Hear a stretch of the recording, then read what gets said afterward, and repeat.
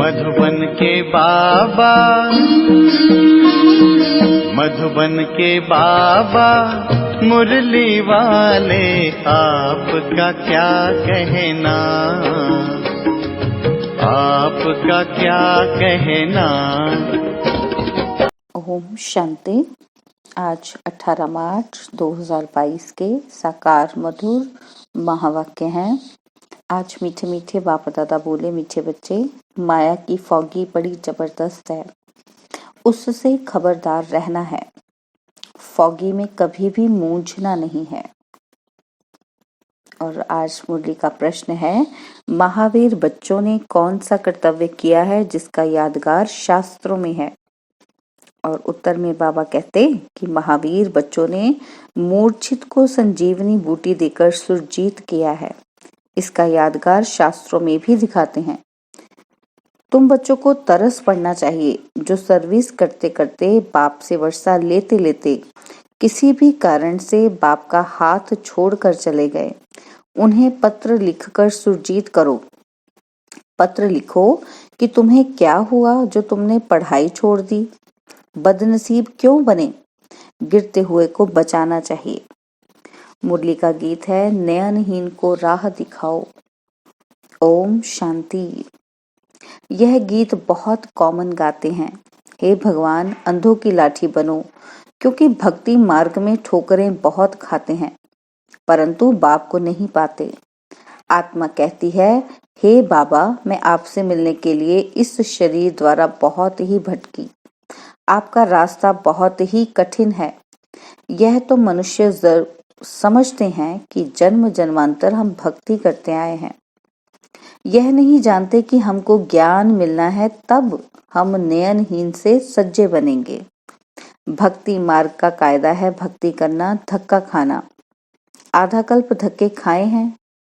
तुमने अब धक्के खाने बंद कर दिए हैं। तुम भक्ति नहीं करते, ना शास्त्र पढ़ते। जब भगवान मिल गया फिर ये सब क्यों करें। जबकि भगवान हमको अपने साथ ले जाने वाला मिला है, तो फिर हम धक्के क्यों खाएं। भगवान आएगा तो जरूर सबको साथ ले जाएगा। सभी धक्के भी खाते रहते हैं और एक दो को आशीर्वाद भी करते रहते हैं। समझते कुछ भी नहीं।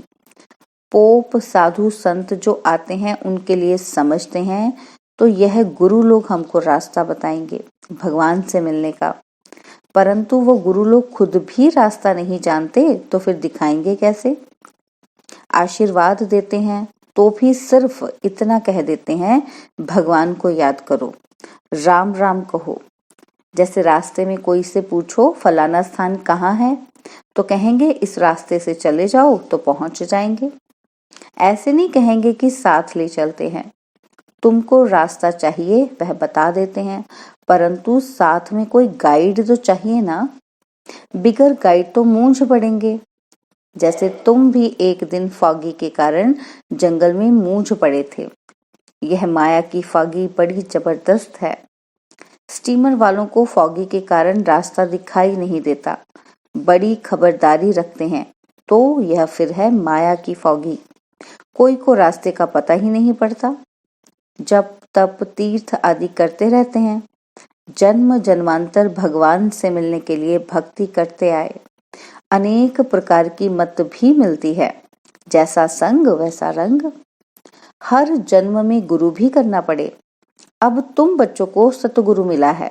वह खुद कहते हैं, मैं कल्प कल्प आकर तुम बच्चों को वापस घर ले जाता हूँ और फिर विष्णुपुरी में भेज देंगे। अब हम बाबा से वर्षा ले रहे हैं। मानो कोई गुरु व पंडित आदि आकर यह ज्ञान ले और दूसरों को कहे कि मन मना भव, शिव बाबा को याद करो। तो उनके शिष्य आदि पूछेंगे, तुमने ये ज्ञान कहाँ से लिया।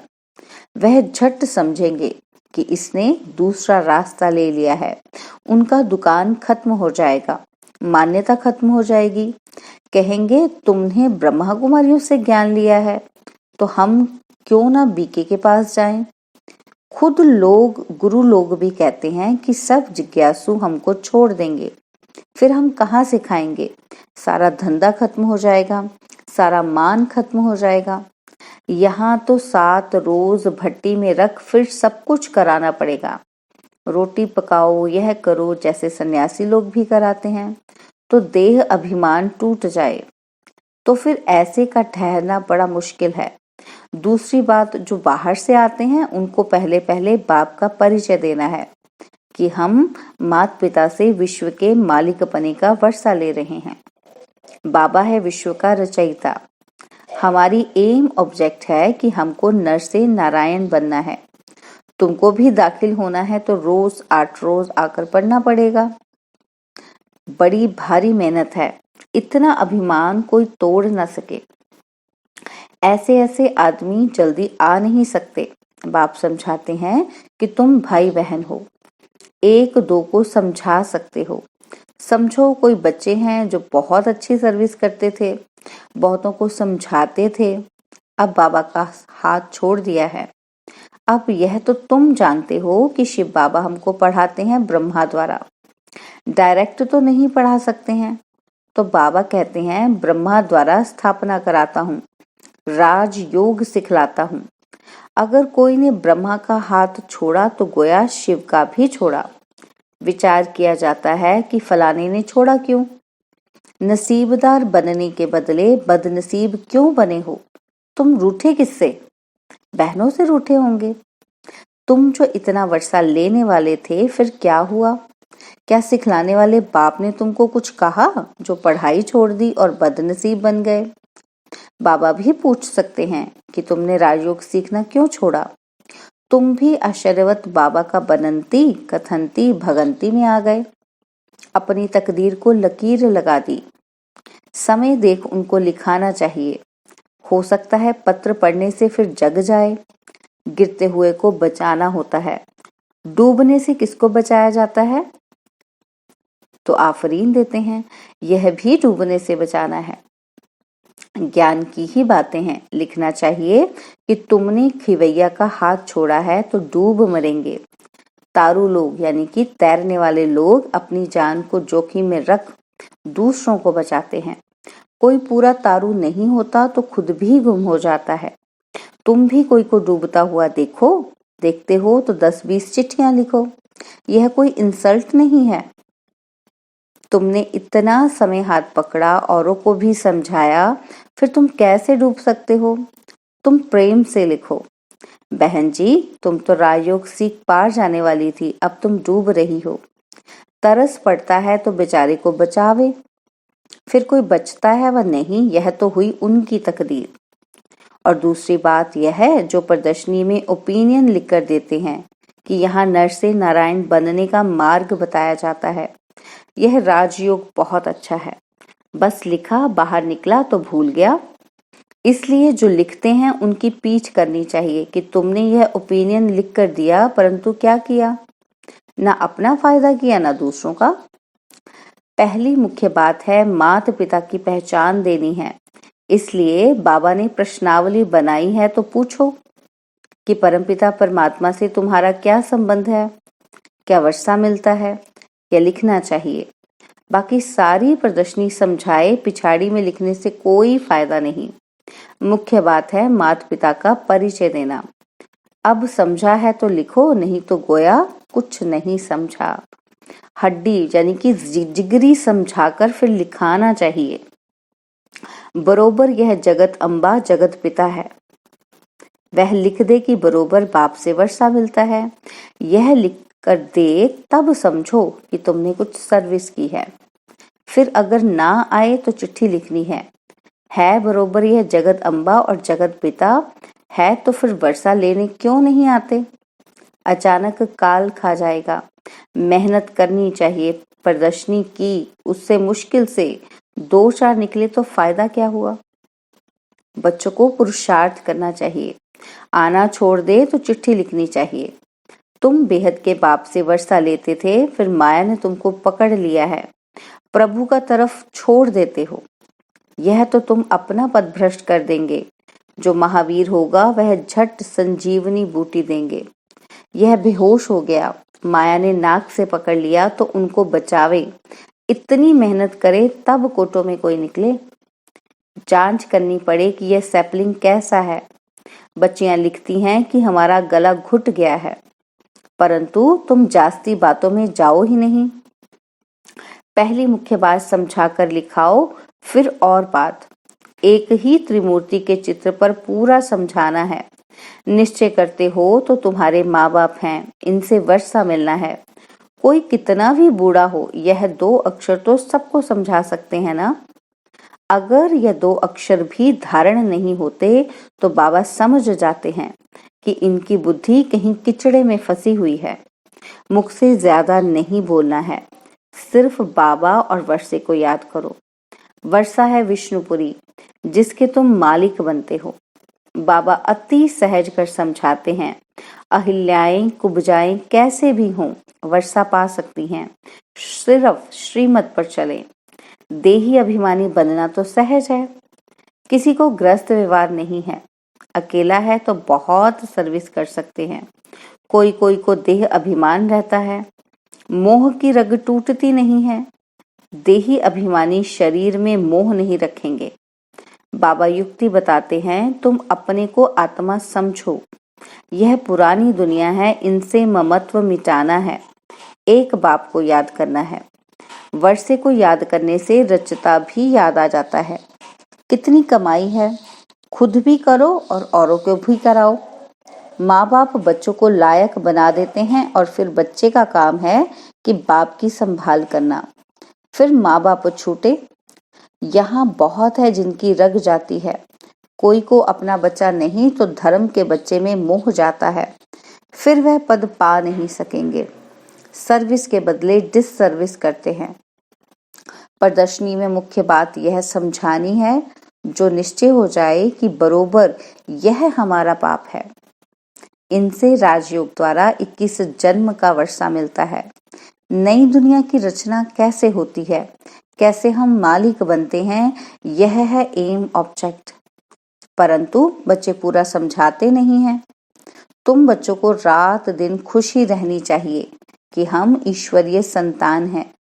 वहां विष्णु की दैवी संतान को इतनी खुशी नहीं होगी जितनी अब तुम ईश्वरीय संतान को है।